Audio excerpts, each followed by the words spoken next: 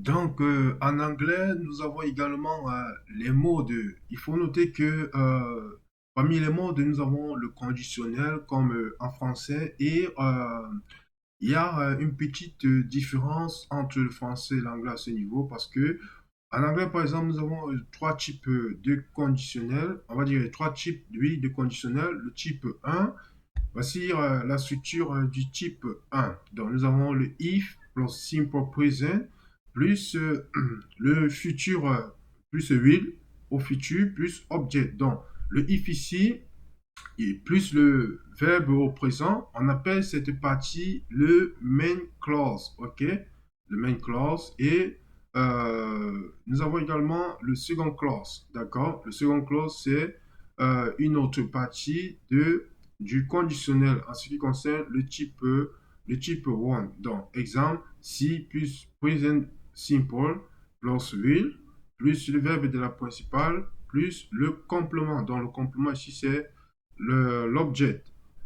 D'accord? Donc, nous avons un exemple de phrase. If you find his address, you will send him an invitation. If you find his address, you will send him an invitation. Si vous trouvez son adresse, vous lui enverrez une invitation. Donc, nous allons un peu nous attarder dessus parce qu'il y aura beaucoup de personnes, tout comme en français, confondent cette syntaxe du conditionnel. Donc, on a dit que le main clause, c'est-à-dire, pour savoir les différentes clauses, nous avons ces clauses sont séparées par des virgules. Donc, cette première partie, ok, cette première partie est appelée le main clause, c'est-à-dire la condition principale, et la seconde partie est appelée le second clause. D'accord? Donc, ici, on voit qu'il y a déjà la condition if, le si. If you find, le verbe ici est conjugué au présent. Donc, vu que le verbe au même clause est conjugué au présent, alors automatiquement, le verbe du second clause sera au futur. Donc, c'est la condition préalable pour le conditionnel du type 1. D'accord? Donc, voici le verbe conjugué au présent qui est find. Le second est conjugué au futur. D'accord? Donc, to send, you will send. N'oubliez pas qu'on a dit que pour qu'un verbe soit conjugué au futur, on peut utiliser shall ou bien will. OK?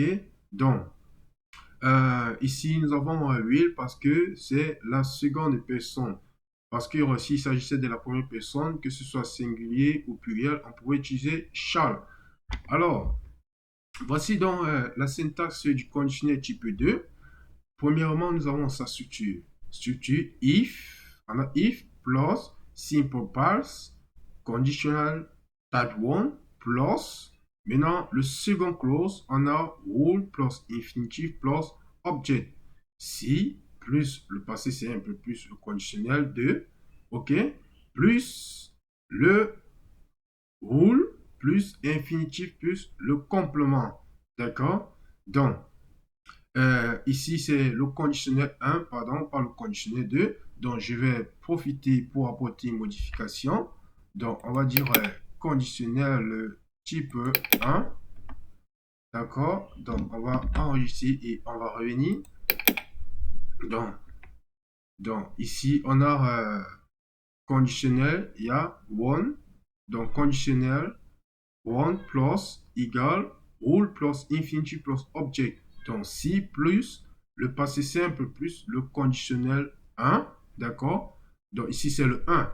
Ici, c'est le 1. Il ne faut pas confondre avec la lettre L. Donc, plus rule plus infinitive plus complement. Donc, voici là un exemple de phrase. If I found her address, I will send her an invitation. Si je trouvais son adresse, je lui enverrai une invitation. OK? On se rend donc compte que ici, le verbe find est maintenant au past simple tense. On a dit que les verbes irréguliers, ont un participe passé particulier ou alors un participe tense particulier. Donc, voilà, find est devenu found à address. I will. Et n'oubliez pas également que on a dit que will, son prétérit devient will. Donc, I will send her an invitation. Si je trouvais son adresse, je lui enverrai une invitation. Donc, comme je disais tantôt, il faut vraiment jouer avec les concordances des temps. Ok, on ne pourrait pas dire si je trouve son adresse, ok, je lui enverrai une invitation. Non, ça ne sonne pas bon. On ne pourrait pas non plus dire if I found her address, I will send her an invitation. Normalement, ça ne devait pas bien sonner parce que le verbe est conjugué, le verbe du main clause est conjugué au passé. Donc, automatiquement, on doit également utiliser un temps passé, ok, qui se rapproche au passé et le temps correspondant ici est le conditionnel du type 1 comme nous avons vu dans la structure, plus infinitif, plus complément. OK? Donc, nous allons donc terminer avec le type 3, qui est le conditionnel type 3. Voici sa structure. Donc, au fur et à mesure qu'on avance, au fur et à mesure, ça devient un peu plus, un tout petit peu complexe. Donc, il faut vraiment être concentré. Donc, on a la structure ici comme le past perfect, ok, conditional type 2. Donc, vous voyez que le conditionnel du type 1 a besoin du conditionnel, le conditionnel du type 2 a besoin du conditionnel du type 1 dans son main clause. Et le conditionnel du type 3 a besoin du conditionnel du type 2 dans son main clause. Donc, on a past perfect plus conditionnel type 2. Maintenant, dans le second clause, nous avons will plus have plus past participle. Donc, le will ici est standard, il ne bouge jamais. Donc, ici, par exemple, on a si plus le past simple tense plus le conditionnel type 2, ok, plus will, plus avoir, plus le participe passé, plus le complément. Donc, on va voir un exemple de phrase. Donc, exemple de phrase, if I had found her address, I would have sent her an invitation. Si j'avais trouvé son adresse, je lui aurais envoyé une invitation.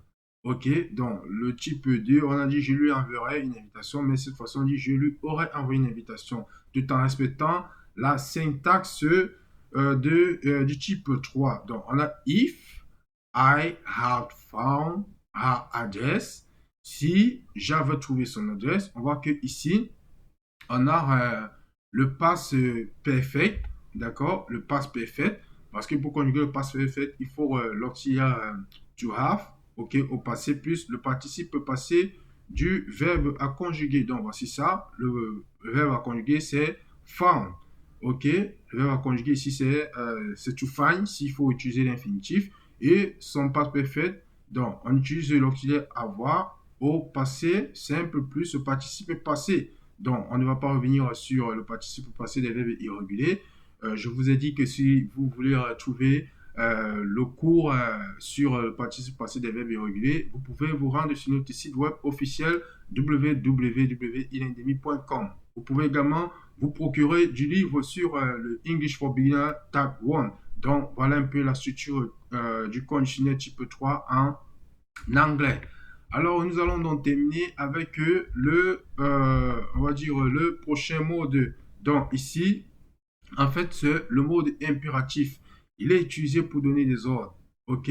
Donc, exemple, go, come, ainsi de suite. C'est aussi un mode que l'on retrouve en français. Donc, voilà pour la vidéo concernant les modes en anglais. Pour plus de questions, vous pouvez vous rendre sur l'une de nos différentes plateformes, que ce soit notre site web, que ce soit notre page Facebook ou même YouTube et même notre compte Instagram, Ilendemi. Donc, vous pouvez poser vos différentes questions, vos suggestions. Vous savez, nous ne sommes pas parfaits, c'est seulement vous pouvez avoir des suggestions, vous pouvez avoir également des éléments de complémentarité pour cette vidéo. Nous